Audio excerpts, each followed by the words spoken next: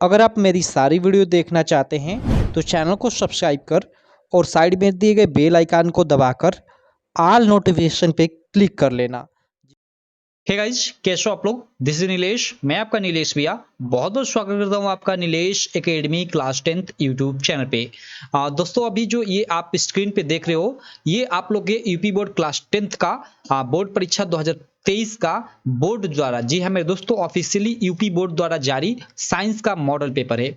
इस वीडियो में हम लोग इसका सॉल्यूशन करेंगे। सॉल्यूशन इसका स्टार्ट कर रहे हैं एक तरह से इसी वीडियो से। ये फर्स्ट वीडियो है, पूरा का पूरा हम लोग बिल्कुल डिटेल में इसके जो क्वेश्चन है नीचे आप लोग देख सकते हो ये हम लोग करेंगे। देखो, इसको क्यों करेंगे, क्योंकि जो मॉडल पेपर होता है जो बोर्ड की तरफ से जारी होता है ना, इसमें से बहुत सारे क्वेश्चन आप लोग का जो मेन बोर्ड एग्जाम होगा, ठीक है, 2-3 महीने बाद होने वाला जो है, ठीक है, 2023 का, उसमें इसमें से बहुत सारे क्वेश्चन सेम टू सेम देखने को मिलते हैं। इसीलिए हम लोग इसको सॉल्व करेंगे। और उसके अलावा इसके मतलब जो भी इसमें कॉन्सेप्ट है उनके आधार पे बहुत सारे क्वेश्चन भी आप लोग के एग्जाम में आते हैं। तो इसलिए इसको लगाना जरूरी है और इसके सारे के सारे जितने भी कॉन्सेप्ट है इसमें उनको समझना जरूरी है। तो इस वीडियो में मैं एकदम बिल्कुल डीप में जाकर एक एक क्वेश्चन को समझाऊंगा। तो आप कॉपी पेन सब चीजें लेकर बैठ जाइए, क्योंकि बहुत सारी चीजें आप लोग इस वीडियो में सीखने वाले हो। शायद अगर आप अब से पहले अगर मतलब इस मॉडल पेपर को आप सॉल्व किसी चैनल के माध्यम से मतलब सॉल्व कराया जा चुका है आप लोगों के लिए, यानी आप पढ़ चुके हो वहां से, लेकिन एक बार अगर आप इस वीडियो को देखोगे तो आप फील करोगे कि यार ऐसे हमें पढ़ना चाहिए। ठीक है, तो चलो हम लोग ज्यादा बकवास न करते हुए इस वीडियो को शुरू करते हैं। ओके, तो चलो यहाँ पे मैंने सारा का सारा क्वेश्चन ये बोर्ड पे ऐड कर रखा है। एक एक क्वेश्चन हम लोग बिल्कुल डिटेल में पढ़ते हैं। देखो, सबसे पहला क्वेश्चन आप लोग देख सकते हो कि जब प्रकाश नेत्र में प्रवेश करता है तो अधिकांश अपवर्तन कहाँ होता है। देखो, यहाँ अपवर्तन एक शब्द आया है। तो आप लोगों ने लाइट वाले चैप्टर में यानी प्रकाश वाले चैप्टर में अपवर्तन और परावर्तन पढ़ा है। तो चलो यहाँ एक बार और हम लोग समझ लेते हैं कि अपवर्तन होता क्या है। देखो, आप लोगों ने पढ़ा होगा कि जब लाइट एक माध्यम से दूसरे माध्यम में प्रवेश करती है तो वो मतलब अपने माध्यम से विचलित हो जाती है। जैसे यहाँ पे देख रहे हो, ये ऊपर वाला जो माध्यम है एयर है यानी हवा है, नीचे वाला ग्लास यानी कांच है। तो यहाँ जो ये प्रकाश आ रहा है, ठीक है, इसको ऐसे सीधे आना चाहिए था, लेकिन ये इधर ऐसा ये बीच में जो होता है इसको अभिलंब बोलते हैं। अभिलंब की ओर झुक गया है। तो ऐसा ये अपवर्तन के नियमानुसार होता है। आपने अपवर्तन का नियम पढ़ा होगा। तो हमारी आंखों में भी कुछ इसी प्रकार का होता है। जब क्या होता है कि जो लाइट होती है, प्रकाश होती है, ठीक है, एयर यानी हवा में से हम लोग की जब आंखों में प्रवेश करती है तो भाई हवा तो एक तरह से हम लोग बोले तो आंखों के अंदर का जो माध्यम हो गया वो तो सघन हो गया भाई। और जो आंखों के बाहर का जो माध्यम हो गया हवा, यानी वो तो विरल हो गया। तो लाइट विरल माध्यम से सघन में प्रवेश करती है तो होता क्या है एक्चुअली कि वो अपवर्तन के नियमानुसार विचलित हो जाती है। ठीक है, तो सबसे मतलब यहाँ पूछ रहा है कि प्रकाश जब प्रकाश नेत्र में प्रवेश करता है तो अधिकांश अपवर्तन कहाँ होता है। तो सिंपल है भाई कि इसके सबसे ऊपरी सतह से ही होगा, क्योंकि इधर एयर है और एयर आने के बाद यहाँ मतलब यहाँ आपका विरल माध्यम है और यहाँ से अब आपका सघन माध्यम स्टार्ट होता है, तो यहीं पे अपवर्तन होगा। क्योंकि अपवर्तन के नियम के अनुसार देखो, यहाँ से ये आप लोग का पूरा ये यहाँ तक आप लोग का विरल था और यहाँ से आपतित हो रहा है, मतलब यहाँ से आपका सघन नीचे पड़ रहा है। तो सिंपल तो वही है। तो सबसे ऊपरी ही भाग से, जो आंख का सबसे ऊपरी भाग है, यहीं से प्रकाश का सबसे ज्यादा अपवर्तन होगा। तो सबसे ये ऊपर वाला भाग है, इसको क्या बोलते हैं। तो देखो, जो आंख है ना, आंख के सबसे ऊपर वाला जो भाग होता है वो कार्निया होती है। देखो यहाँ ये आपको इतनी ये आपको यहाँ दिखाई दे रही है, ये झिल्ली नुमा टाइप की होती है। ये एक्चुअली ये तो यहाँ निकली हुई दिखाई दे रही है, लेकिन ऐसा नहीं होता है, ये बिल्कुल सटी होती है, आंखों पे काफी पतली झिल्ली टाइप की होती है कार्निया। इसको स्वच्छ मंडल भी बोलते हैं। तो सिंपल, तो जब प्रकाश नेत्र में प्रवेश करता है तो अधिकांश अपवर्तन कहां से होता है। तो सही ऑप्शन है स्वच्छ मंडल यानी कार्निया पर। ठीक है, एक मिनट थोड़ा मैं पानी पी लेता हूं, उसके बाद मैं आगे चीजें बताता हूं। ओके, चलो, तो ये आप कॉन्सेप्ट पूरा का पूरा समझ में आ गया। और ये स्वच्छ मंडल कार्निया, मैंने देखो कितने लोग होंगे कि सिंपल आपको जब प्रकाश नेत्र में प्रवेश करता है तो अधिकांश अपवर्तन कहाँ होता है, सिंपल बता देंगे स्वच्छ मंडल या कार्निया पे। अब आगे चले जाएंगे, लेकिन भाई कॉन्सेप्ट भी तो बताते चलो साथ में। तो ये आप लोग का फर्स्ट क्वेश्चन हो गया। चलो हम लोग सेकंड क्वेश्चन देख लेते हैं। सेकंड क्वेश्चन क्या है कि ओके, यहाँ पे आ जाते हैं। ये सेकंड क्वेश्चन कि निम्नलिखित में से कौन बोल्टता को निरूपित करता है। देखो यहाँ बोल्टता शब्द है, बोल्टता यानी एक तरह से बोल्ट, और बोल्ट किसका मात्रक होता है, विभवांतर का, आप सब जानते हो। और विभवांतर V इक्वल टू क्या होता है, W अपन में Q। W यानी किया गया कार्य और Q यानी आवेश। तो यहाँ अगर देखते हैं तो ऐसा हमें इन चारों में से मतलब कहीं भी चीजें दिखाई नहीं दे रही है कि किया गया कार्य और बटा में आवेश, ये किया गया कार्य गुणे आवेश है तो ये भी नहीं है। तो देखो यहाँ पे सिंपल, यहाँ पे याद रखना कि ये जो Q है, यहाँ पे देखो किया गया कार्य और बट्टे में स्लैश लिखने का मतलब वही बट्टे में विद्युत धारा गुणे समय लिखा है। तो किया गया कार्य ऊपर तो है लेकिन नीचे विद्युत धारा गुणे समय नहीं है। लेकिन ये जो Q है इसको हम लिख सकते हैं किस प्रकार, Q इक्वल टू हम I इंटू टी लिख सकते हैं। किस प्रकार, आप लोगों ने विद्युत धारा का फार्मूला पढ़ा होगा कि विद्युत धारा I जो होता है वो आवेश यानी Q बटा समय के बराबर होता है। तो ये अगर Q बराबर देखा जाए तो ये T इधर आएगा तो वही IT हो जाएगा, यानी Q को हम IT के बराबर लिख सकते हैं। यानी फाइनली जो आपका V होगा वो W बटा में I यानी विद्युत धारा और इंटू यानी वही गुणे टी यानी समय, यानी किया गया कार्य बट्टे में यानी वही स्लैश विद्युत धारा गुणे समय। ये फर्स्ट ऑप्शन सही हो जाएगा। आई होप आपको ये भी एकदम बिल्कुल डिटेल में समझ में आ गया होगा। चलो दूसरे के बाद हम लोग तीसरे प्रश्न पे आ जाते हैं। तीसरा जो प्रश्न है वो आप लोग देख सकते हो स्क्रीन पे कि निम्नलिखित में से किस स्थिति में कोई अवतल दर्पण वस्तु यानी वस्तु को बिंब भी बोलते हैं से बड़ा वास्तविक प्रतिबिंब बना सकते हैं। ओके, हमें अवतल दर्पण के बारे में पूछ रहा है कि यह किस स्थिति में किसी वस्तु का बड़ा, ठीक है, और वास्तविक, बड़ा और वास्तविक प्रतिबिंब बनाता है। देखो आप लोगों ने पढ़ा होगा अवतल दर्पण द्वारा मुख्य रूप से 6 प्रकार के प्रतिबिंब बनते हैं, ठीक है। उन फिगर को भी मैंने यहाँ पे ऐड कर रखा है, ये आप लोग देख सकते हो। चलो सबको मैं समझा देता हूँ। सबसे पहले इस चार्ट को समझ लेते हैं। ये चार्ट आपको पूरा का पूरा याद रहना चाहिए, ठीक है, क्योंकि इससे रिलेटेड बहुत सारे क्वेश्चन ऑब्जेक्टिव के साथ साथ सब्जेक्टिव भी बनते हैं आप लोग के एग्जाम में। तो यहाँ देखो किसी अवतल दर्पण द्वारा बिंब यानी वही वस्तु की विभिन्न स्थितियों के लिए बने प्रतिबिंब। देखो यहाँ बिंब की स्थिति यानी मतलब वस्तु है उसकी स्थिति है, और बने प्रतिबिंब की स्थिति, प्रतिबिंब का साइज कैसा होगा, प्रतिबिंब की प्रकृति कैसी होगी। अगर कोई मतलब प्रतिबिंब जो वस्तु है वो अनंत पे स्थित हो तो उसका जो प्रतिबिंब बनता है वो फोकस पे बनता है और उसका साइज काफी छोटा, अत्यधिक छोटा बिंदु आकार का होता है। लेकिन प्रतिबिंब जो होता है वास्तविक और उल्टा होता है, सिंपल। और अगर सी से परे हो, देखो ये 6 हैं, इनको आप लोग देख लेना, मैं आपको पूरा पूरा इसके माध्यम से समझा देता हूं तो आपको ज्यादा समझ में आएगा। देखो ये वस्तु है, यहाँ पे देखो ये ए बी एक वस्तु है, यहाँ पे जो ये ए बी है एक वस्तु है, अनंत पे स्थित है। अनंत पे स्थित है तो इसका प्रतिबिंब कहाँ बन रहा है, आप लोग देख रहे हो यहाँ फोकस पे, ये फोकस पे एकदम यहाँ पे बन रहा है, क्योंकि यहाँ 2 किरणें काट रही है और जहां 2 किरणें एक दूसरे को काटती है वहीं पे प्रतिबिंब बनता है। तो यहाँ पे प्रतिबिंब बन रहा है और एकदम बिंदु आकार का। तो ये जो प्रतिबिंब होगा क्या होगा, और चूंकि दर्पण के सामने बन रहा है तो ये मतलब वास्तविक होगा। दर्पण के सामने जो बनते हैं प्रतिबिंब वो वास्तविक होते हैं और दर्पण के जो इधर पीछे बनते हैं वो आभासी होते हैं। तो यहाँ दर्पण के ये आगे बन रहा है तो वास्तविक होगा लेकिन छोटा होगा। लेकिन हमें प्रश्न में क्या बोला था कि वास्तविक हो और काफी मतलब बड़ा हो, तो ये तो होगा नहीं, तो वस्तु की स्थिति अनंत पे नहीं होनी चाहिए। सेकंड हम लोग देख लेते हैं फिगर। अगर वस्तु मतलब अनंत पे ना होकर वक्रता केंद्र के थोड़े पीछे हो, ठीक है, तब क्या होगा। यहाँ पे देखो ये वस्तु है ए बी, यहाँ पे आप लोग देख सकते हो। अगर यहाँ पे वस्तु स्थित हो तो इसका जो प्रतिबिंब बनता है वो वक्रता केंद्र और फोकस इन दोनों के यहाँ देखो ये बीच में बना है, और कैसा बनता है, उल्टा बनता है और वास्तविक बनता है, और उसके साथ साथ, ठीक है, वस्तु से छोटा होता है। क्या वस्तु से छोटा होता है, देखो ये वस्तु से ऑलरेडी छोटा है तो ये भी नहीं होगा भाई, मतलब ये भी गलत है हमें, क्योंकि बड़ा चाहिए, वास्तविक और बड़ा चाहिए। चलो आगे हम लोग देख लेते हैं। 2 हमने देख लिया ना, यहाँ पे हमने 2 देख लिया, 6 प्रकार के प्रतिबिंब बनते हैं। हम लोग तीसरा देख लेते हैं। अगर वस्तु देखो यहाँ पे ए बी यहाँ पे दिखाई गई है, यहाँ ए और बी, ये जो है ए बी वस्तु है, अगर वक्रता केंद्र पे स्थित हो तो इसका प्रतिबिंब देखो नीचे की तरफ ये बन रहा है, ये बी डैश ए डैश मीन्स ये नीचे की तरफ बन रहा है, और कैसा बन रहा है, नीचे की तरफ उल्टा बन रहा है, और देखो एकदम वस्तु के बराबर समान साइज का बन रहा है। क्या समान साइज का बन रहा है। अगर कोई वस्तु वक्रता केंद्र पे स्थित हो तो उसका प्रतिबिंब उल्टा, वास्तविक और समान आकार का बनता है, यानी मतलब जो वस्तु है उसी के मतलब लंबाई के मतलब बराबर बनता है प्रतिबिंब भी। तो ये भी गलत है क्योंकि हमें बड़ा प्रतिबिंब चाहिए। अब देखो यहाँ पे इस फिगर को थोड़ा आप देखो। अगर वस्तु हम लोग की वक्रता केंद्र और फोकस इन दोनों के बीच यहाँ पे देखो ये वस्तु है ए बी स्थित हो तो इसका जो प्रतिबिंब होता है ये मतलब सी से परे यानी सी से दूर, वक्रता केंद्र से इधर दूरी पे बनता है। और कैसा बनता है तो देखो ये उल्टा बन रहा है, नीचे की तरफ तीर है यानी ये उल्टा प्रतिबिंब बन रहा है। और भाई दर्पण के सामने है तो वास्तविक प्रतिबिंब बनता है। और वास्तविक के अलावा देखो यहाँ वस्तु काफी छोटी है, प्रतिबिंब काफी बड़ा है, यानी बड़ा भी प्रतिबिंब बन रहा है। यानी ये हम लोग का बिल्कुल राइट हो जाएगा।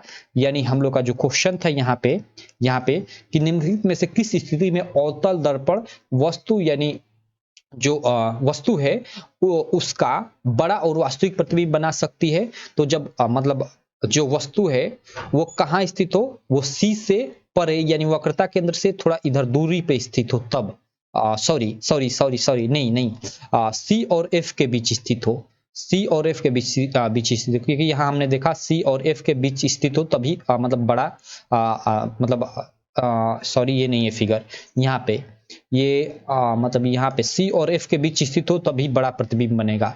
तो इसके अनुसार हम लोग ऑप्शन में देखें तो जब वस्तु सॉरी यहाँ से जब वस्तु दर्पण के वक्रता केंद्र पर नहीं, वक्रता केंद्र पे हो तो अब तो बराबर ही समान साइज का बनता है फिगर, तो ये तो गलत है।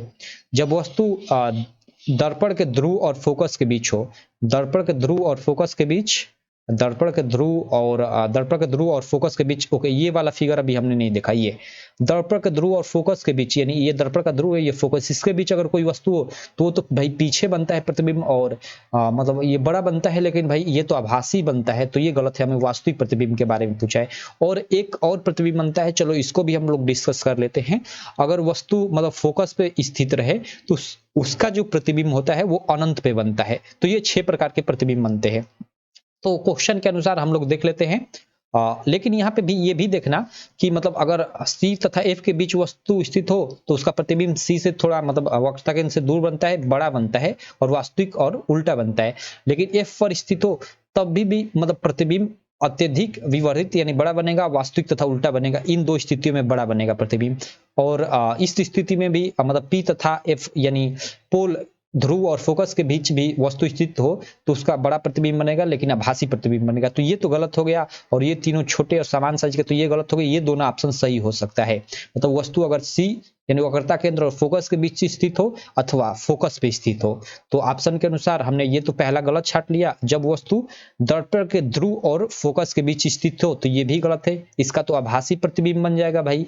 और ये है कि जब वस्तु दर्पण के फोकस और वक्रता केंद्र के बीच हो, ये राइट ऑप्शन है। जब वस्तु दर्पण और मतलब दर्पण के फोकस और वक्रता केंद्र के बीच स्थित होगी, जब तब क्या होगा कि वास्तविक का जो प्रतिबिंब बनेगा वो बड़ा और वास्तविक बनेगा, सिंपल, ठीक। और जब वस्तु दर्पण के वक्रता त्रिज्या से अधिक दूरी पर हो, नहीं तब तो वस्तु से छोटा प्रतिबिंब बनेगा, ये गलत है। यानी थर्ड ऑप्शन हम लोग का सही है। देखो बिल्कुल हम लोगों ने पूरी डिटेल में सारी चीजें पढ़ ली। इतने के लिए समझ जाओ कि पढ़ाने के लिए एक आधे घंटे की क्लास टीचर लगाते हैं।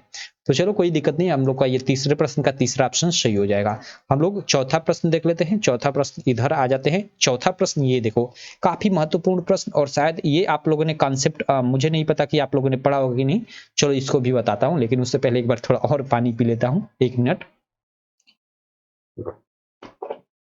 ओके चलो देखो यार, पानी ना बार बार इसलिए पीना पड़ता है क्योंकि क्या होता है ना कि गला सूख जाता है बोलते बोलते। चलो ये जो 4 नंबर प्रश्न है इसको हम लोग थोड़ा समझ लेते हैं। 4 नंबर प्रश्न क्या है कि कक्षा में सबसे पीछे बेंच पर बैठा कोई विद्यार्थी श्यामपट्ट पर लिखे अक्षरों को पढ़ सकता है। यानी कोई लड़का है, ठीक है, कोई लड़का है, वो यहाँ पे श्यामपट्ट है और क्लास में एकदम पीछे बैठा हुआ है। श्यामपट्ट पे लिखे जो अक्षर है उनको मतलब अच्छे से एकदम पढ़ लेता है, पढ़ सकता है, यहाँ पे लिखा गया है, ओके। परंतु पाठ्य पुस्तक में लिखे अक्षरों को नहीं पढ़ सकता, ओके। यानी पाठ्य पुस्तक में यानी जो उसके पास है पाठ्य पुस्तक, उसमें लिखे अक्षरों को नहीं पढ़ सकता। निम्नलिखित में से कौन सा कथन सही है? सबसे पहले तो इस मतलब कथन से जो ये लाइंस लिखी गई, इनसे हमें साफ साफ मालूम हो जाता है कि ये जो लड़का है इसको दूर की वस्तु मतलब जो दूर की चीजें हैं वो साफ दिखाई नहीं दे रही हैं, और सॉरी दूर की वस्तु साफ दिखाई दे रही है और पास की वस्तु साफ दिखाई नहीं दे रही है। इस मतलब ये जो पूरा क्वेश्चन लिखा है इसके अनुसार, तो इसका मतलब क्या है भाई, दूर की वस्तु अगर मतलब साफ दिखाई दे रही है और नजदीक की साफ नहीं दिखाई दे रही है, इसका मतलब क्या है कि इसको दूरदृष्टि दोष है। देखो यहाँ पे मैं समझाना चाहूंगा कि दूरदृष्टि दोष क्या होता है, आप लोगों ने पढ़ा होगा। दूरदृष्टि दोष, एक ये दोष हो गया और एक आपका हो गया निकट दृष्टि दोष। ओके, ये देखो दूरदृष्टि दोष में क्या होता है और निकट दृष्टि दोष में क्या होता है। देखो दूरदृष्टि दोष में जो दूर की वस्तु है ना वो साफ दिखाई देती है, ठीक है, और निकट दृष्टि दोष में निकट की साफ दिखाई देती है। ये याद रखना, दूर दृष्टि दोष में दूर की वस्तु साफ दिखाई देती है लेकिन निकट की वस्तु साफ नहीं दिखाई देती है, और निकट दृष्टि दोष में निकट की वस्तु साफ दिखाई देती है लेकिन दूर की वस्तु साफ नहीं दिखाई देती है। ऐसा क्यों होता है इसके बारे में भी मैं अभी आपको बताऊंगा, ठीक है। अब देखो यहाँ पे थोड़ा आप लोग ध्यान देना, और दूर दृष्टि दोष को दूर करने के लिए आप लोग याद रखना कि उत्तल लेंस का प्रयोग करते हैं। उत्तल लेंस, ये भी आप लोग याद रखिएगा, कभी कभी क्वेश्चन में पूछ देता है। और निकट दृष्टि दोष को दूर करने के लिए सिंपल अवतल लेंस का उपयोग करते हैं। यहां पे ध्यान देना, कब दूर दृष्टि दोष उत्पन्न होती है, कब निकट दृष्टि दोष उत्पन्न होती है, इसको भी हम लोग देख लेते हैं। लेकिन देखो क्वेश्चन को एक बार और पढ़ते हैं कि कक्षा में सबसे पीछे बेंच पर बैठा कोई विद्यार्थी श्यामपट्ट पर लिखे अक्षरों को पढ़ सकता है, यानी दूर जो श्यामपट्ट स्थित है उसके अक्षरों को पढ़ सकता है, आसानी से देख सकता है, परंतु पाठ्यपुस्तक में लिखे अक्षरों को नहीं पढ़ पाता। निम्नलिखित में से कौन सा कथन सही है। इसका मतलब कि उसको दूरदृष्टि दोष है, क्योंकि दूर स्थित वस्तु को अच्छे से वो देख ले रहा है और अपने निकट स्थित वस्तु को अच्छे से नहीं देख रहा है। इसका मतलब कि क्या है, उसको दूरदृष्टि दोष है उसके आंखों में। दूरदृष्टि दोष क्या होती है, यही तो होता है ना कि दूरदृष्टि दोष में मतलब जो व्यक्ति होता है उसको दूर की जो वस्तुएं होती है वो तो साफ दिखाई देती हैं लेकिन नजदीक वाली वस्तुएं साफ नहीं दिखाई देती है। और इस क्वेश्चन में यही हो रहा है कि श्यामपट्ट यानी दूर जो है इस अच्छे से दिख रहा है साफ साफ, लेकिन उसके जो पुस्तक है, पुस्तक तो भाई पास ही होगी ना, तो उसकी अक्षरें नहीं देख रही है। इसका मतलब कि यहाँ पे दूरदृष्टि दोष उत्पन्न हो रहा है उस के आंख में, उस लड़के के। तो इसके लिए कौन सा कथन सत्य है, ये 4 कथन दिए हुए। सबसे पहला कथन है कि विद्यार्थी के नेत्र का निकट बिंदु उससे दूर हो गया है। देखो यहाँ पे निकट बिंदु, यहाँ पे निकट बिंदु आया है एक शब्द। निकट बिंदु क्या होता है, आप लोगों ने पढ़ा होगा कि किसी भी व्यक्ति की स्वस्थ आंखों के लिए जो निकट बिंदु होता है वो 25 सेंटीमीटर होता है। मतलब 25 सेंटीमीटर पे कोई वस्तु है तो उसको वो स्पष्ट रूप से देख सकता है, ठीक। तो निकट बिंदु वो क्या हो गया कि वो दूर हो गया है, मतलब 25 सेंटीमीटर से दूर हो गया है। या विद्यार्थी के नेत्र का जो निकट बिंदु है उसके पास आ गया है, यानी 25 सेंटीमीटर से कम हो गया है। या विद्यार्थी के नेत्र का दूर बिंदु देखो उसके पास आ गया। अब देखो यहाँ दूर बिंदु यहाँ पे कह रहा है। देखो मनुष्य के स्वस्थ आंखों का जो दूर बिंदु माना गया है वो अनंत होता है। आपने पढ़ा भी होगा ऑब्जेक्टिव में, ये अनंत की हमारी आंखें मतलब अनंत तक देख सकती है, इसका कोई लिमिट नहीं है। तो इसके तो पास आने और दूर जाने से कोई मतलब ही नहीं बनता। तो ये दोनों ऑप्शन तो ऐसे ही गलत है। अब इन्हीं दोनों ऑप्शन में से एक सही होगा। तो इसमें से कौन सही होगा, इसको देखो आप लोग। क्वेश्चन के अनुसार हम लोग को क्या था, क्वेश्चन के अनुसार तो हम लोग ने देखा कि दूर दृष्टि दोष, इसका मतलब कि उस बच्चे को है। क्यों, क्योंकि श्यामपट्ट यानी जो श्यामपट्ट दूर है उस पर लिखी अक्षरें साफ वो देख ले रहा था, और जो बुक थी यानी उसके जो पास बुक थी उसमें लिखे अक्षरों को वो साफ से नहीं देख पा रहा था, नहीं पढ़ पा रहा था। इसका मतलब कि दूर की वस्तुएं उसे साफ दिखाई दे रही है और नजदीक की वस्तुएं साफ नहीं दिखाई दे रही है। और ऐसा कहाँ होता है, ऐसा होता है दूरदृष्टि दोष में। दूरदृष्टि दोष में दूर की वस्तुएं साफ दिखाई देती है लेकिन नजदीक की वस्तुएं साफ नहीं दिखाई देती हैं। तो यहाँ पे देखो दूरदृष्टि दोष अभी उत्पन्न क्यों होता है। देखो एक मनुष्य की जो स्वस्थ आंखें होती है इसका निकटतम बिंदु माना गया है कि 25 सेंटीमीटर होता है, ठीक है। अगर यह निकटतम बिंदु दूर चला जाए, ठीक है, यानी 25 सेंटीमीटर से दूर हो जाए तो उस व्यक्ति को दूरदृष्टि दोष उत्पन्न हो जाता है। और यह निकट बिंदु अगर पास आ जाए तो उस व्यक्ति को निकट दृष्टि दोष हो जाता है। क्लियर। तो यहाँ पे हम लोग के क्वेश्चन के अनुसार बच्चे को दूरदृष्टि दोष था, इसका मतलब कि जो उसका निकट बिंदु है उससे दूर चला गया है तभी दूरदृष्टि दोष उत्पन्न हुआ है। तो यहाँ ये फर्स्ट ऑप्शन सही हो जाएगा कि विद्यार्थी के नेत्र का निकट बिंदु उससे दूर मतलब हो गया है। सिंपल। आई होप आप लोग समझ भी गए होंगे, पूरा का पूरा आपको कॉन्सेप्ट भी मालूम चल गया होगा, ठीक। आशा करता हूँ शायद ये कॉन्सेप्ट आपको आपके टीचर भी न बताए हो क्लास में। चलो उससे हमें कोई दिक्कत नहीं, आप लोगों ने फाइनली कॉन्सेप्ट तो जान लिया कि क्या कॉन्सेप्ट है पूरा का पूरा। तो ये चौथा क्वेश्चन भी आपको क्लियर। चलो भाई साहब, चौथे के बाद हम लोग पांचवें क्वेश्चन पे चलते हैं। पांचवा क्वेश्चन आप लोग देख सकते हो, 1 मिनट। ओके चलो, पांचवा क्वेश्चन देख सकते हो कि 5 प्रतिरोधकों जिनमें प्रत्येक का प्रतिरोध 1/5 ओम है, का उपयोग करके कितना निम्नतम प्रतिरोध बनाया जा सकता है। देखो यह निम्नतम प्रतिरोध करा है।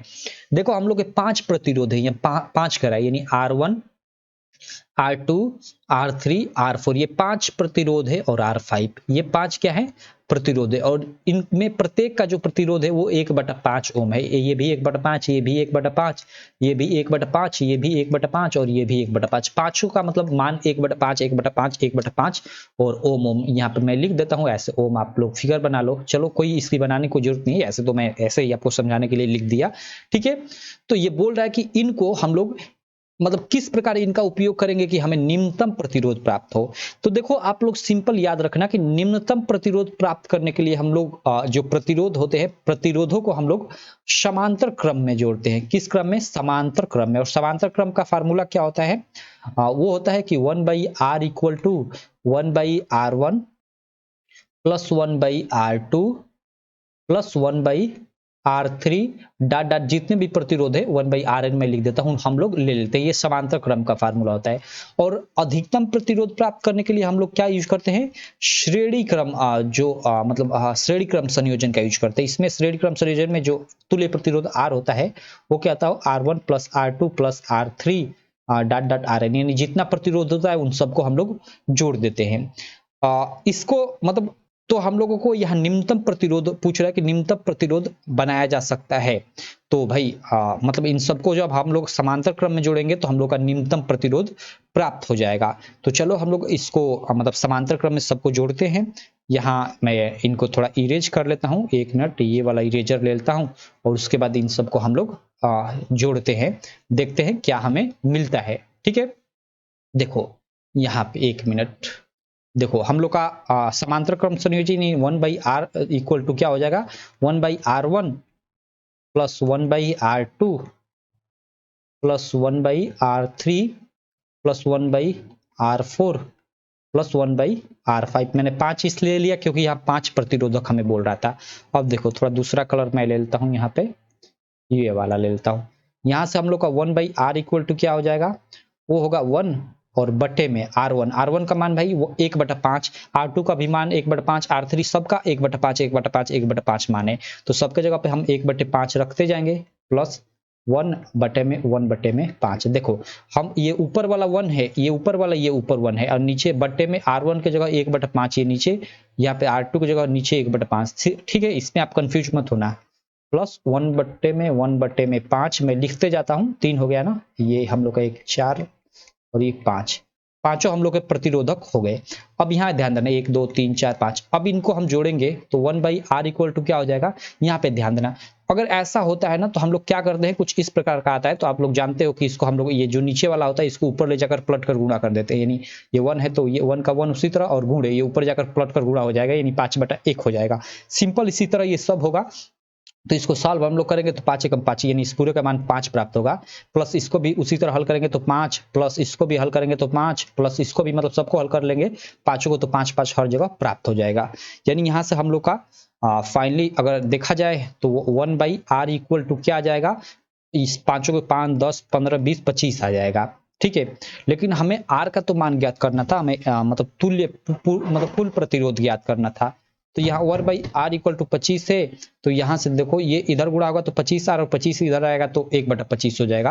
यानी r इक्वल टू हम लोग का क्या हो जाएगा, 1/25 ओम। ये हम लोग का कुल निम्नतम प्रतिरोध हो जाएगा।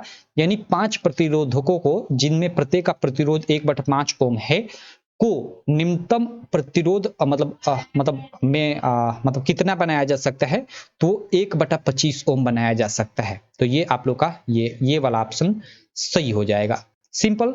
चलो इसके बाद हम लोग अगला प्रश्न देख लेते हैं, लेकिन उससे पहले हम लोग थोड़ा यहाँ पे ब्रेक ले लेते हैं 1 मिनट। ओके चलो अब हम लोग 5वें के बाद अगला जो प्रश्न है 6 नंबर, उसको हम लोग कर लेते हैं। 6 नंबर प्रश्न है, आप लोग स्क्रीन पे देख सकते हो, काफी इंपॉर्टेंट और काफी मस्त प्रश्न ये भी है, ठीक है। प्रश्न क्या है कि दिए गए चित्र के अनुसार कागज के तल में स्थित किसी क्षैतिज तार में पूर्व से पश्चिम की ओर कोई नियत धारा प्रवाहित हो रही है। ओके यहाँ पे देखो ये ईस्ट से वेस्ट, ये मतलब यहाँ पे भी ये वाला फिगर, ये मतलब ये वाला जो है ना तार, यहाँ पे भी दे दिया। इसमें जो धारा है वो ईस्ट से, ईस्ट यानी पूर्व से क्या पश्चिम की ओर, वेस्ट यानी पश्चिम की ओर प्रवाहित हो रही है, यानी धारा की दिशा इधर है। ठीक, वही है यही वाला इधर, मतलब इसमें ही इधर धारा प्रवाहित हो रही है। ठीक है, उसके बाद क्या बोल रहा है कि चुंबकीय क्षेत्र की दिशा उत्तर से दक्षिण की ओर उस बिंदु पर होगी जो, ओके, यहाँ पे दे दिया है कि चुंबकीय क्षेत्र की दिशा उत्तर से दक्षिण की ओर उस बिंदु पर होगी जो, और इसके लिए 4 ऑप्शन दिए, कहाँ स्थित है। अब देखो मैं आपको यहाँ पे एक रूल बताना चाहूंगा। देखो विद्युत धारा प्रवाहित हो रही, इसके कारण हमें चुंबकीय क्षेत्र की दिशा पूछ रहा है। देखो जब विद्युत धारा प्रवाहित होती है किसी तार में, तो उसके चारों तरफ क्या होती है कि चुंबकीय क्षेत्र उत्पन्न हो जाता है, और उस चुंबकीय क्षेत्र के कारण उसके चारों तरफ एक चुंबक की मतलब जो दिशा होती है, यानी चुंबकीय दिशा, ठीक है, वो भी उत्पन्न हो जाता है, चुंबकीय क्षेत्र की दिशा। तो उसका वही पूछ रहा है कि वो चुंबकीय क्षेत्र की दिशा यहाँ पे दे भी दिया है कि उत्तर से दक्षिण की ओर किस बिंदु पर होगी, यानी उत्तर से दक्षिण की ओर, नॉर्थ से साउथ की ओर किस बिंदु पे होगी। और ये 4 ऑप्शन दिया हुआ है कि तार के ठीक ऊपर, तार के ठीक नीचे, कागज के तल में, तार के उत्तर में स्थित है, और कागज के तल में, तार के दक्षिण में स्थित है। देखो कार के कागज के तल में उत्तर की ओर, केवल उत्तर की ओर तो नहीं होगी भाई, केवल उत्तर की ओर मतलब ऐसे सीधे ऊपर की ओर होगी, या फिर कागज के तल में तार के दक्षिण की ओर मतलब सीधे ये नीचे की तरफ होगी, नहीं, वो गोलाकार होगी। किस तरह होगी उसको चलो अभी हम लोग समझ लेते हैं, उसके लिए एक कॉन्सेप्ट समझना पड़ेगा। तो उस कॉन्सेप्ट को भी चलो हम लोग बिल्कुल डिटेल में यहाँ पे समझते हैं, लेकिन उससे पहले इस चीज को मैं इरेज कर लेता हूँ।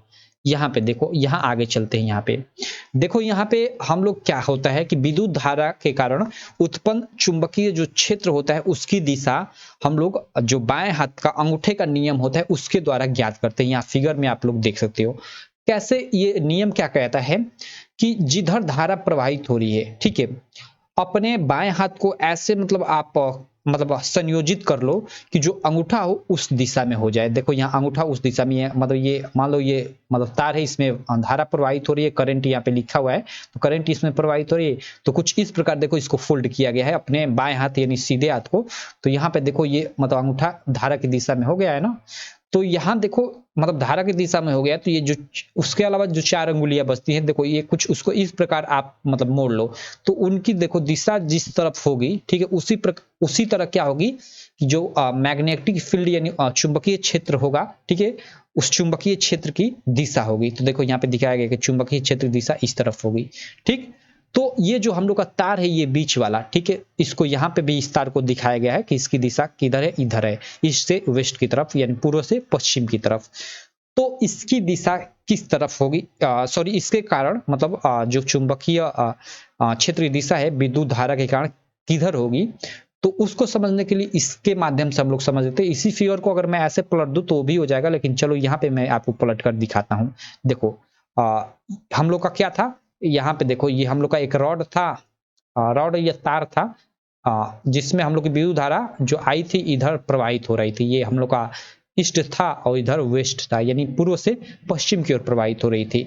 तो हमें कह रहा था कि मैग्नेटिक फील्ड लाइन या चुंबकीय क्षेत्र की दिशा क्या होगी।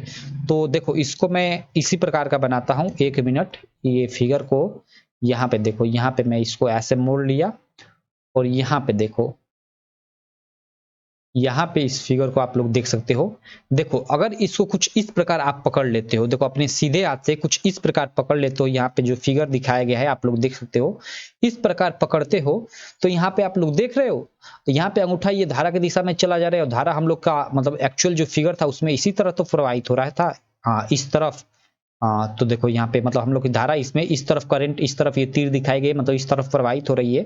तो अगर सीधे हाथ से हम लोग पकड़े और अंगूठा देखो धारा की दिशा में अंगूठा है, तो धारा की दिशा में करते, तो ये देखो कैसे ये मतलब इसकी दिशा देख रहे हो, ये चारों उंगलियां ऐसे, मतलब इसकी दिशा कैसे आ रही है, ऐसे आ रही है, ठीक है, यानी ऊपर से नीचे की तरफ, कैसे ऊपर से नीचे की तरफ दिशा हो रही है इसकी। देखो ये ऊपर से आ रही है ऐसे, और ये इधर ये जा रही है, ठीक है, यानी ऊपर से ये नीचे आ रही है और यहाँ से फिर इधर ऊपर चली जा रही है, यानी ऐसे मतलब उत्तर से दक्षिण की ओर दिशा हो रही है, ठीक है। ऊपर उत्तर होता है आप सब लोग जानते हो, और नीचे दक्षिण होता है।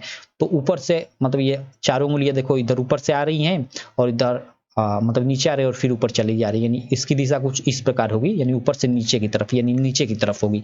तो ऑप्शन के अनुसार हम लोग क्या कर देंगे कि तार के ठीक ऊपर या तार के ठीक नीचे, तो तार के ठीक नीचे। यहाँ पे मैं एक फिगर भी आपको इस पे भी बनाकर दिखा देता हूँ, 1 मिनट। ये देखो, इसको मैं लेता हूँ और इधर देखो, ये ऐसे कुछ होगा और जो दिशा होगी वो देखो, जो दिशा होगी ना वो किस तरह होगी, ऊपर से नीचे की तरफ, यानी ऐसे ऊपर, मतलब ऊपर से ये मतलब आ रही है और फिर ये मतलब इधर से ये चली जा रही है, मतलब ऊपर से नीचे की तरफ, यानी उत्तर से दक्षिण की तरफ। और हमें एक तरफ पूछ रहा है तो यहाँ से मतलब नीचे की तरफ होगी, तो तार के ठीक नीचे, ये वाला ऑप्शन सही हो जाएगा। आई होप आप लोग समझ गए होंगे मेरी बातों को। ठीक, चलो ये हम लोग का प्रश्न हो गया 6 नंबर भी।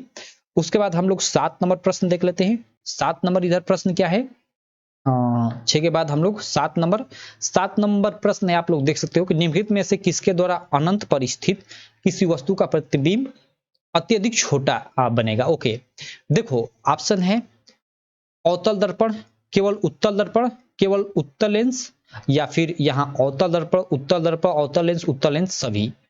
तो अभी हमने देखा कि अवतल दर्पण द्वारा अगर वस्तु अनंत पे स्थित है तो उसका हम लोग देखते हैं कि मतलब जो प्रतिबिंब बनता है काफी छोटा बनता है और मतलब एकदम बिंदु आकार का बनता है, तो ये तो सही हो जाएगा। लेकिन उसके अलावा उत्तल दर्पण के द्वारा क्या होगा, या अवतल लेंस के द्वारा क्या होगा, या उत्तल लेंस के द्वारा क्या होगा, इन्हें भी तो हमें समझना पड़ेगा, क्योंकि इनको तो हमें गलत साबित करना है ना।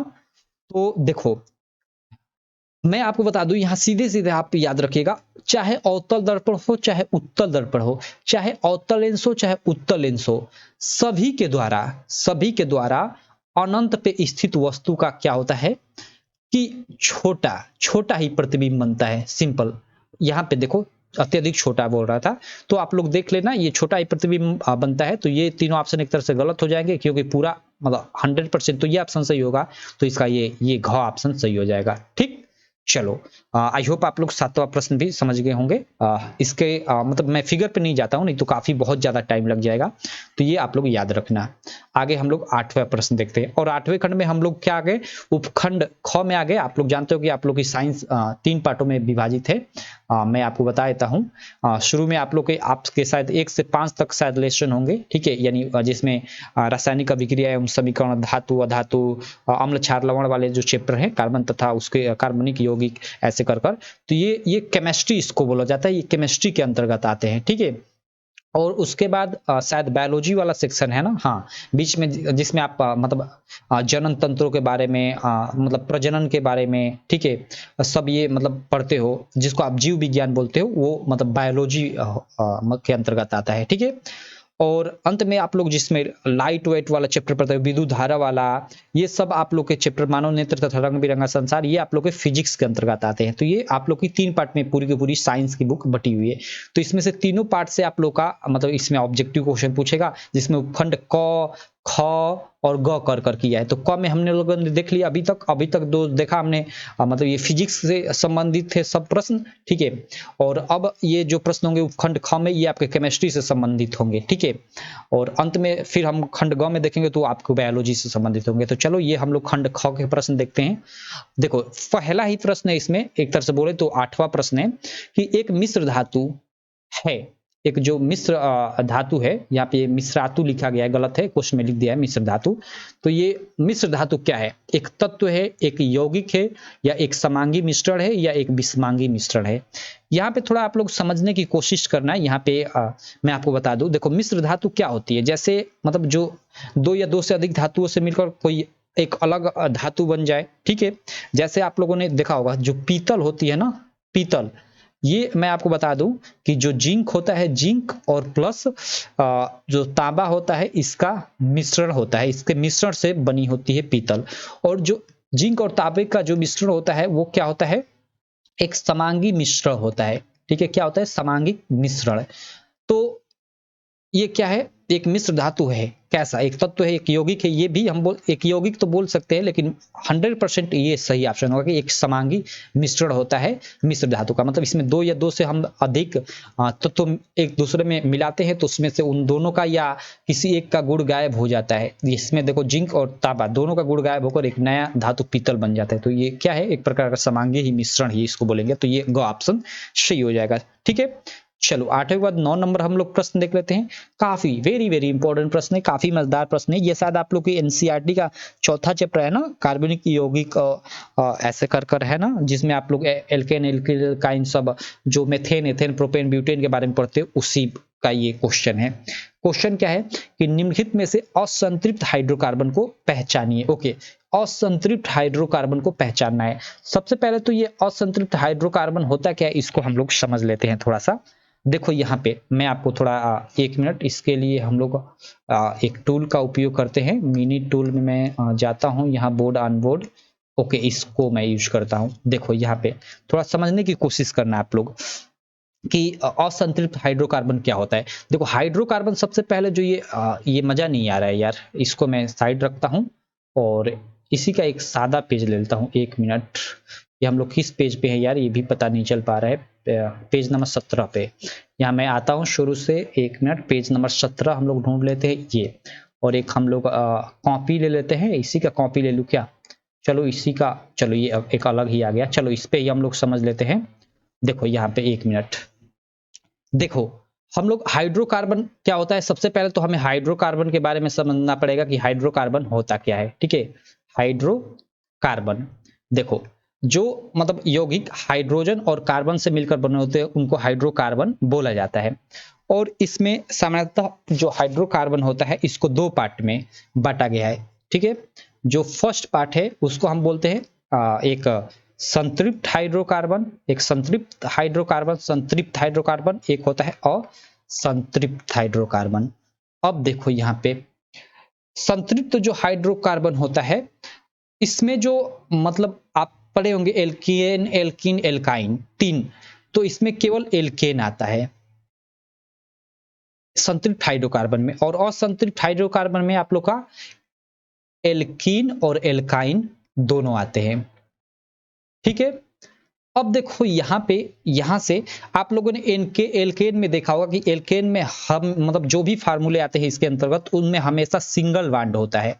और एल्कीन और एल्काइन में क्या होता है कि एल्कीन में डबल बॉन्ड होता है और एल्काइन में ट्रिपल बॉन्ड होता है। यानी जो भी यौगिक हों जिनमें डबल बॉन्ड हो जाए या ट्रिपल बॉन्ड हो जाए तो वो असंतृप्त हाइड्रोकार्बन के अंतर्गत आएंगे, और जिनमें केवल सिंगल बॉन्ड रहे वो संतृप्त हाइड्रोकार्बन के अंतर्गत आएगा। ठीक है, इतना आप लोग समझ गए। तो यहाँ देखो, यहाँ क्वेश्चन में निम्नलिखित में असंतृप्त हाइड्रोकार्बन है, तो असंतृप्त हाइड्रोकार्बन रहेगा तो उसमें हो सकता है कि तो डबल बॉन्ड रहे या ट्रिपल बॉन्ड रहे। तो चलो देख लेते हैं। देखो यहाँ बीच बीच में ये बॉन्ड है, जैसे ये बीच बीच में ये है ना, इसी को बॉन्ड बोलते हैं। तो देखो यहाँ सिंगल बॉन्ड है तो ये तो एल्केन के अंतर्गत आएगा, और एल्केन के अंतर्गत आएगा तो ये तो संतृप्त हाइड्रोकार्बन है भाई साहब, तो ये तो नहीं हो सकता। ये देखो यहाँ एक मतलब यहाँ पे देखो ये क्या है, इसमें डबल बॉन्ड है, तो इसका मतलब कि ये असंतृप्त हाइड्रोकार्बन के अंतर्गत आएगा। ठीक है, ये संरचना असंतृप्त के अंतर्गत आएगी। यहाँ देखो ये संतृप्त के अंतर्गत आएगी। ठीक है, और यहाँ देखो ये मतलब डबल बॉन्ड है तो ये असंतृप्त के अंतर्गत आएगा।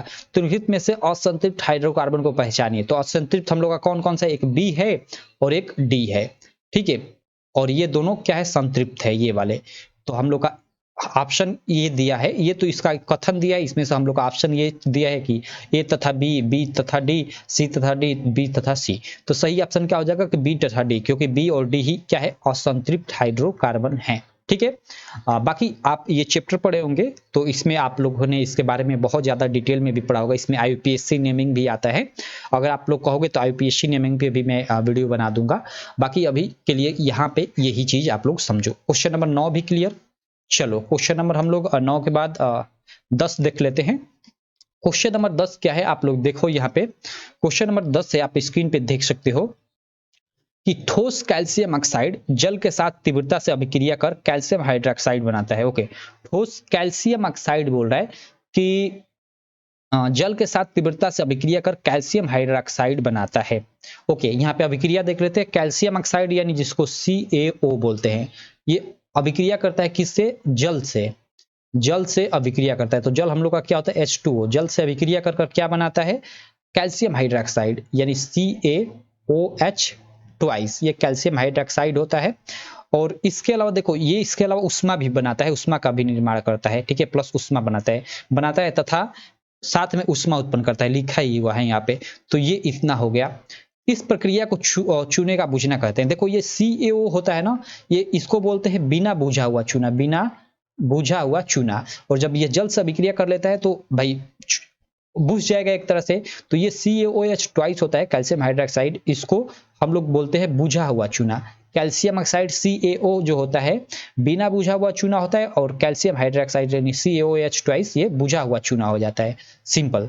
तो इस प्रक्रिया को चूने का बुझना कहते हैं, वहीं पे लिखा गया कि ये जो पूरी प्रक्रिया है ये इसको चूने का बुझना कहते हैं। कैल्शियम हाइड्रोक्साइड जल में घुलकर, यानी जो ये कैल्शियम हाइड्रोक्साइड है CaOH ट्वाइस, यह जल में घुलकर इसका विलयन बनाता है। ओके, ये जल में घुलकर इसका विलयन बनाता है, जिसे चूने का पानी कहते हैं। निम्नलिखित में से कौन सा कथन चूने के बुझने तथा इसके विलयन बनने के लिए सत्य है? ओके, चूने के बुझने तथा विलयन बनने के लिए सत्य है। देखो सबसे पहले तो चूने के बुझने यानी कैल्शियम ऑक्साइड था, तो यह कैल्शियम हाइड्रोक्साइड बन गया, तो यही चूने के बुझने की प्रक्रिया है। तो इसके लिए, और फिर ये कैल्शियम जो हाइड्रोक्साइड है CaOH ट्वाइस, यह फिर इसका मतलब विलयन बन जाता है। तो ये दोनों कथन किस ऑप्शन के लिए सत्य है? तो यहाँ देखो, जब कैल्शियम ऑक्साइड जल के साथ अभिक्रिया करता है तो कैल्शियम हाइड्रोक्साइड के साथ उष्मा का निर्माण करता है। तो जो जिस अभिक्रिया में उष्मा का निर्माण हो उसको हम लोग उष्मा क्या बोलते हैं? उष्माक्षेपी अभिक्रिया बोलते हैं। तो यहां देखो, यह एक उष्माक्षेपी अभिक्रिया है, ये बिल्कुल राइट ऑप्शन है, ये बी वाला, ये फर्स्ट के अनुसार, इसके अनुसार, ठीक है, अभिक्रिया के अनुसार। और इसमें CaOH ट्वाइस बनता है, इसके विलयन के अनुसार यहाँ पे पूछा गया है कि विलयन बनने के लिए भी कौन सा सत्य है। तो जब यह इसका विलयन बनेगा तो ये कैल्शियम और जो हाइड्रोक्साइड आयन है आपस में टूट जाएंगे, यानी यहाँ जो हाइड्रोक्साइड आयन जो होता है वो किसका होता है, किसको मतलब प्रदर्शित करता है? क्षारक को प्रदर्शित करता है। जो H+ आयन होते हैं वो अम्ल को प्रदर्शित करते हैं, जो OH मतलब आयन होते हैं वो क्षारक को प्रदर्शित करते हैं। तो यहाँ क्षारक को ये प्रदर्शित करेगा, और क्षारक का pH मान के रूप में यहाँ हमें वैल्यू दिया है। तो pH मान क्या होता है क्षारक का? वो 7 से अधिक होते हैं, आप लोगों ने पढ़ा होगा। तो यहाँ परिणामी विलयन की pH 7 से अधिक होगी, ये सी वाला भी ऑप्शन सही हो जाएगा। परिणामी विलयन की pH 7 से कम होगी, ये गलत हो जाएगा। और उष्मा शोषी तो होगा नहीं, क्योंकि उष्मा शोषी मतलब किसी अभिक्रिया के निर्माण में उष्मा की आवश्यकता, तो यहाँ उष्मा की आवश्यकता अभिक्रिया में थोड़ी हो रही है, उष्मा का निर्माण हो रहा है। ठीक, तो ये बी और सी ऑप्शन सही हो जाएगा। तो बी तथा सी, ये बी वाला, इसमें देखो ये कथन था और इसके लिए ये चार्ट यहाँ पे ऑप्शन दिया था, तो इसका ये बी वाला ऑप्शन इसमें ख सही हो जाएगा। बी तथा सी मतलब ऑप्शन ये दोनों सही है। आई होप ये भी आप लोग को 10 नंबर प्रश्न एकदम अच्छे से क्लियर हो गया होगा। ठीक, चलो भाई साहब, इसके बाद हम लोग 10 के बाद हम लोग 11 नंबर प्रश्न पे आ जाते हैं। 11 नंबर प्रश्न क्या है? एक परमाणु की परमाणुविक त्रिज्या का निम्नलिखित में से कौन सा सही प्रदर्शन है? ओके, हमें बोल रहा है कि एक परमाणु की परमाणुविक त्रिज्या का निम्नलिखित में से कौन सा सही प्रदर्शन है। सिंपल है यह प्रश्न। देखो यहाँ पे देखो, एक हम लोग का परमाणु होता है, जैसे ये परमाणु हो गया, तो इसके चारों तरफ क्या होते हैं? इसके कोष होते हैं। ठीक है, क्या होते हैं? कोष होते हैं, जिनको हम क्रमशः KLMN से डिनोट करते हैं। ठीक, तो यहाँ देखो एक बीच में ये फिगर के अनुसार यहाँ बीच में एक परमाणु दिया हुआ है, परमाणु का नाम यहाँ पे N दिया हुआ है शायद। ठीक है, तो इसकी त्रिज्या यहाँ पे देखो इतनी दी हुई है, ये त्रिज्या दी हुई है। लेकिन हम लोगों को देखो यहाँ कोष हैं सभी के सभी चारों तरफ KLM, तो सब में देखो यहाँ पे ये इलेक्ट्रॉन उपस्थित है, सब में क्या है? इलेक्ट्रॉन उपस्थित है। तो इसकी त्रिज्या केवल इतनी थोड़ी होगी भाई, अगर सब में है तो त्रिज्या हम लोग की यहाँ से यहाँ तक तो होगी। तो ये हम लोग का गलत हो जाएगा, क्योंकि त्रिज्या केवल यहाँ थोड़ा सा दिया है। यहाँ पे देखो हम लोग का, यहाँ पे हम लोग KLMN सभी कोष दिया है, लेकिन इलेक्ट्रॉन हम लोग के सभी में नहीं है। कहाँ है? केवल देखो यहाँ पे इसके पहले ही कोष तक है, तो यहाँ से यहाँ तक ये त्रिज्या दर्शाई गई है यहाँ पे, यानी ये बिल्कुल राइट है परमाणुविक त्रिज्या के लिए। और अगर यह देखा जाए यहाँ पे तीसरा, तो देखो इस उपकोष में भी सॉरी उपकोष बोला, इस कोष में भी, इस कोष में भी और इस तीसरे वाले कोष में भी, तीनों में क्या है? इस परमाणु के लिए इस तीनों में हम लोग के इलेक्ट्रॉन उपस्थित हैं, तो परमाणु की त्रिज्या ये क्या होगी? पूरी की पूरी होगी। तो ये भी बिल्कुल राइट है। और इसमें देखो ये K में भी है, L में भी है, और ये M में एम में है ही नहीं, और हम लोग का इधर ये मतलब ये तो ये दर्शाना चाहिए, लेकिन यहाँ ये देखो परमाणु त्रिज्या आर यहाँ पे केवल ये दर्शाया, तो ये भी गलत हो जाएगा। यानी ये हम लोग का सेकेंड और थर्ड ऑप्शन सही हो जाएगा। तो सेकेंड और थर्ड ये वाला ऑप्शन हम लोग का सही हो जाएगा। ठीक, ये फिगर दिया था और इसके लिए ऑप्शन था, तो ये हम लोग का सही हो जाएगा सेकेंड और थर्ड, क्योंकि सेकेंड और थर्ड ही ये मतलब परमाणु त्रिज्या के लिए सत्य होंगे। आई होप ये भी आप लोग 11 नंबर प्रश्न क्लियर हो गया होगा। 11 के बाद चलो हम लोग 12 नंबर प्रश्न देख लेते हैं। 12 नंबर प्रश्न क्या है कि कॉलम ए में दिए गए रासायनिक पदार्थों का सुमेलन कॉलम बी में दिए गए उनके अनुप्रयोगों से कीजिए। ओके, कॉलम ए है ये कॉलम हम लोग का बी है, इसमें करना है। देखो सबसे पहला है हम लोग का ब्लीचिंग पाउडर। यहाँ पे देखो ब्लीचिंग पाउडर क्या होता है, आप सब लोग जानते होंगे ब्लीचिंग पाउडर के बारे में। इसको बोलते हैं calcium oxychloride CaOCl2, calcium oxychloride bleaching powder, या इसको हम लोग विरंजक चूर्ण भी बोलते हैं। तो ये विरंजक पर चला जाएगा, यानी ए का चला जाएगा किस पे, ए का सी पे चला जाएगा, ए का सी पे, ए का बी पे, ये गलत, ए का सी पे सही, ए का सी पे सही, ए का बी पे गलत। यानी हम लोग के दो ऑप्शन गलत हो गए। यहाँ पे ऑप्शन दिया हुआ है नीचे, तो ये दो ऑप्शन गलत हो गए हम लोग का, पहला ऑप्शन और चौथा ऑप्शन, क्योंकि ए का बी पे जा रहा है इनका, तो ए का तो सी पे जा रहा है। अब बी का देख लेते हैं, बेकिंग सोडा। अब देखो यहाँ पे देखो बेकिंग सोडा जो होता है, बेकिंग सोडा ये एक तरह से इसको खाने वाला सोडा भी बोलते हैं, और ये होता है NaH, आप लोग जानते हो इसका फार्मूला NaHCO3। ठीक है, सोडियम हाइड्रोजन कार्बोनेट। ठीक है, इसको सोडियम बाइकार्बोनेट भी पढ़ा जाता है। इसमें अम्ल होने के कारण, H+ आयन होने के कारण इसको क्या बोला जाता है कि प्रति अम्ल बोला जाता है, तो इसलिए इसका इस पे चला जाएगा। यानी एक तरह से बोले तो बी का किस पे चला जाएगा, डी पे। तो बी का ये तो हम लोग का पहला ही गलत, इन दोनों में कंपेयर करना है, तो बी का बी पे या दूसरे में, तो ये गलत, बी का डी पे, तो ये सही है, यानी तीसरा ऑप्शन सही हो जाएगा। ठीक है, हम लोग का इसमें से तीसरा ऑप्शन सही हो जाएगा। ठीक है, सी का ए पर चला जाएगा, सी का ए पर चला जाएगा, और डी का बी पे चला जाएगा। ये इसको मिलाने की कोई जरूरत नहीं, इसका इस पे आ जाएगा। ठीक है, तो सिंपल ये भी हम लोग का हो गया। चलो आगे हम लोग चलते हैं, 12 के बाद 13 नंबर देख लेते हैं। 13 नंबर क्या है कि नीले लिटमस पत्र को लाल कर देता है। ओके, काफी मस्त क्वेश्चन है, लवण अम्ल क्षार ये सूचक। ओके, देखो जो नीला लिटमस पेपर होता है ना, ये क्या होता है कि इसको नीले लिटमस पत्र को लाल कर देता है क्या, तो अम्ल, सीधे सीधे अम्ल, अम्ल की उपस्थिति के कारण जो नीला लिटमस पेपर होता है वो लाल हो जाता है। ठीक है, और जो लाल लिटमस होता है, ठीक है, लाल लिटमस पेपर जो होता है वो क्षारक या क्षार जिसको आप बोलते हो, क्षारक के कारण, हालांकि क्षारक और क्षार में अंतर है थोड़ा सा। ठीक है, तो लाल लिटमस पेपर क्षारक के कारण नीला हो जाता है। सिंपल, ये दो मतलब कॉन्सेप्ट है, इनको आप समझ लीजिएगा। ठीक है, कि नीला लिटमस पेपर अम्ल के कारण लाल हो जाता है, और लाल लिटमस पेपर क्षारक अथवा क्षार के कारण नीला हो जाता है। सिंपल, तो इसका नीले लिटमस पत्र को लाल कर देता है तो अम्ल, ये ऑप्शन सही हो जाएगा 13 का। चलो 14 नंबर प्रश्न देख लेते हैं। 14 नंबर प्रश्न है कि चूने के पानी से भरी परखनली में जब मुंह द्वारा फूका जाता है तब चूने का पानी किसकी मौजूदगी के कारण दूधिया हो जाता है। ये हम लोग उपखंड ग में आ गए क्या, उपखंड ग में आ गए, लेकिन ये देखो ये केमिस्ट्री का ही इसमें प्रश्न डाल रखा है। 14-15 से मतलब 14, 15, 16, 17, 18, 19, 20 तक ये आप लोग के बायोलॉजी के प्रश्न होंगे, यानी इसमें अब जो है बायोलॉजी से रिलेटेड सब प्रश्न होगा। ठीक है, तो चलो ये मतलब इसको मैं छोड़ देता हूं अभी के लिए, क्योंकि ये ऑलरेडी वीडियो काफी लंबी हो गई है। तो इसमें हमने मतलब लगभग 13 प्रश्न देख लिया। ठीक है, अगले नेक्स्ट वीडियो में हम लोग इसके आगे के 14, 15, 16, 17, 18, 19, 20 यानी 7 अगले वीडियो में हम लोग प्रश्न देख लेंगे। ठीक है, अब तक जो जितने भी मैंने कॉन्सेप्ट बताया पहले आप इनको क्लियर कर लीजिएगा। नेक्स्ट वीडियो में हम लोग आगे के प्रश्नों को सॉल्व करना स्टार्ट करेंगे। तो चलो रहने देता हूँ इस वीडियो में इतना ही। आशा करता हूँ ये वीडियो आपको काफी अच्छी लगी होगी। वीडियो अच्छी लगी तो यार चैनल को सब्सक्राइब कर देना, वीडियो को लाइक कर देना, और अपने सारे दोस्तों में इस वीडियो को शेयर भी कर देना। तो चलो तब तक के लिए थैंक यू।